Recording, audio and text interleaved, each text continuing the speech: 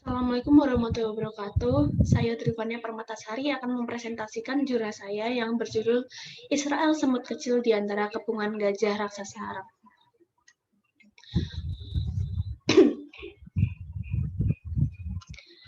Israel ini merupakan negara Republik Demokrasi dengan sistem parlementer. Israel ini merupakan negara kecil dengan topografi yang sangatlah beragam, yang terdiri dari dataran pantai yang panjang, dataran tinggi di wilayah utara dan tengah, dan gurun Negev di bagian selatan. Negara ini merupakan pusat dari agama Yudaisme. Daerah ini merupakan bagian dari Kekaisaran Romawi dan kemudian Kekaisaran Bizantium sebelum jatuh di bawah kendali kekhalifahan Islam yang pada saat itu masih muda pada abad ke-7 Masehi. Meskipun menjadi objek perselisihan pada Perang Salib, wilayah ini yang pada saat itu dikenal sebagai Palestina tetap di bawah kekuasaan dinasti Islam berturut-turut sampai runtuhnya Kekaisaran Ottoman pada akhir Perang Dunia Pertama. Seiring berakhirnya pasca Perang Dunia Pertama dengan kekalahan Kerajaan Ottoman, LBB menyetujui bahwa Palestina ini dijadikan mandat Britania Raya termasuk Israel di dalamnya sebagai negara orang Yahudi. Bahkan sebelum mandat, keinginan akan tanah air ini, Yahudi mendorong sejumlah kecil orang Yahudi untuk berimigrasi ke Palestina. Migrasi yang tumbuh secara dramatis ini selama kuartal kedua abad ke-20 dengan meningkatnya penganiayaan terhadap orang Yahudi di seluruh dunia. Bahkan semakin memburuk pada periode Holocaust berikutnya yang dilakukan oleh Nazi Jerman. Masuknya imigran Yahudi yang sangat besar ke wilayah tersebut, bagaimanapun ketegangan dengan orang-orang Arab Palestina asli dan kekerasan berkobar di antara kedua kelompok yang mengarah pada rencana perserikatan bangsa-bangsa untuk membagi Palestina menjadi sektor-sektor Yahudi dan Arab, dan deklarasi kenegaraan Israel yang berikutnya pada tanggal 14 Mei 1948. Hamas merupakan salah satu kubu yang penting dalam konflik berkepanjangan antara Palestina dan Israel. Dan Israel ini menyerang Palestina untuk menghancurkan kelompok Hamas. Bahkan penyerangan yang dilakukan oleh Israel ini ditujukan pada gedung kantor berita dikarenakan gedung kantor itu merupakan tempat persembunyian dari intelijen Hamas. Perang 6 hari di antara Israel dengan Mesir ini dimulai dari tanggal 5 Juni 1967. Saat itu pasukan pertahanan Israel menginisiasi sebuah serangan udara yang ditujukan pada lapangan terang Mesir untuk meluluhkan kekuatan udara Mesir bahkan sebelum melepas lindas. Penyerangan tersebut merupakan sukses besar, berhasil melenyapkan sekitar 90% kekuatan udara yang dimiliki Mesir. Rumusan masalah. Jurnal ini membahas tentang berbagai konflik yang terjadi di antara Israel dengan negara-negara tetangganya. Penulisan ini ditujukan untuk mengetahui mengapa Israel memiliki konflik dengan negara-negara yang ada di dekatnya dan apa saja konfliknya. Kerangka berpikir.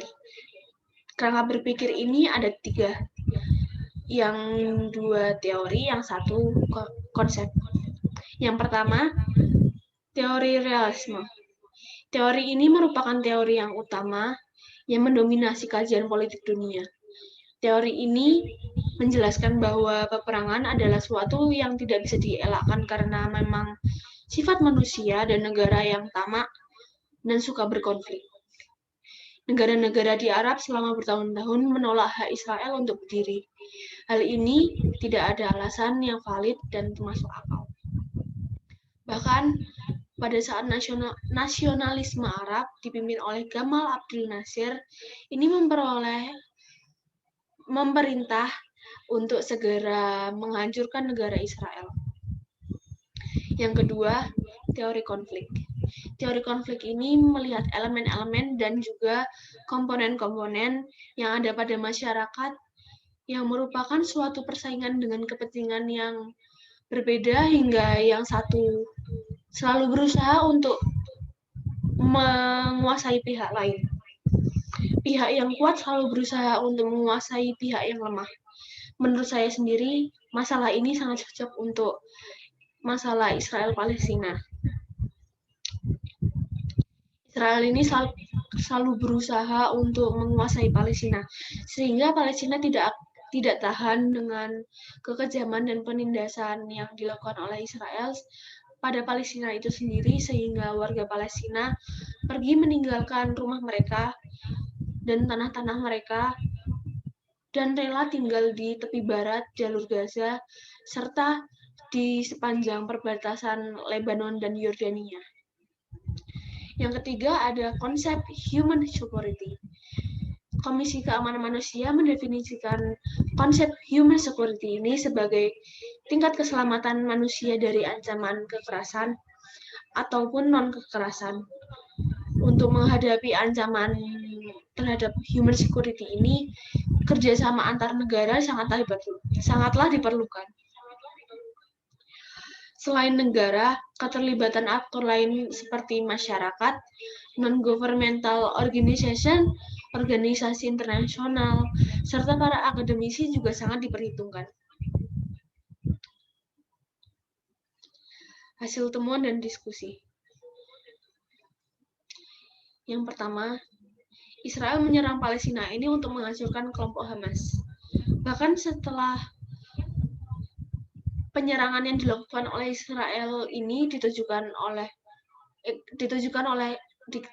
kepada gedung kantor berita dikarenakan kantor berita ini merupakan tempat persembunyian dari intelijen Hamas. Israel ini menyerang Hamas karena sejak awal didirikannya Hamas ini terus melakukan perlawanan terhadap Israel.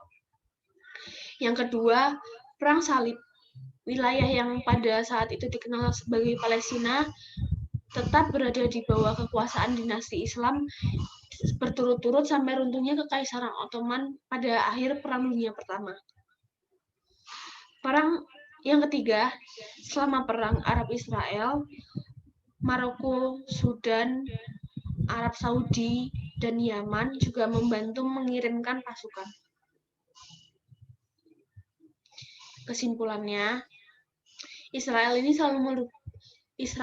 selalu berusaha untuk menguasai wilayah di Palestina, sehingga Palestina ini tidak tahan atas kekejaman mereka dan penindasan yang mereka buat terhadap Palestina, sehingga warga Palestina ini pergi meninggalkan rumah mereka dan tanah-tanah mereka dan tinggal di tepi barat jalur Gaza dan serta sepanjang perbatasan Lebanon dan Yordania. Terima kasih. Wassalamualaikum warahmatullahi wabarakatuh.